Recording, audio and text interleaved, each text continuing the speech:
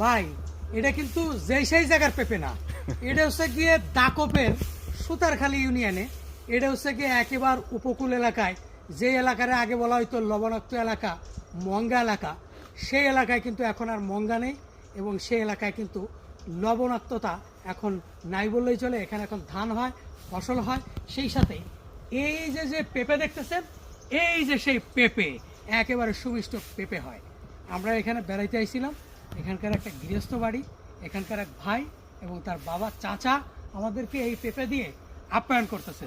চাচা আপনাকে অসংখ্য ধন্যবাদ এত মজার এত সুন্দর পেঁপে দেওয়ার জন্য, উপহার দেওয়ার জন্য। আপনারা তো খাবেন। হ্যাঁ আমাদের এটা কাকার আন্তরিকতা, ভালোবাসা। ইনশাল্লাহ।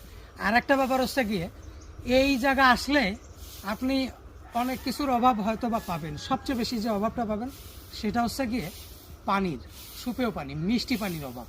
কিন্তু এখানে একটা জিনিসের কোনো অভাব নেই, সেটা হচ্ছে এই অঞ্চলের মানুষের আন্তরিকতা। এই অঞ্চলের মানুষে আপনি আসবেন দূর দূরান্ত থেকে, খুলনা থেকে, এই অঞ্চলের মানুষের যেই আন্তরিকতা, এইটার বিন্দু মাত্র কোনো অভাব নেই।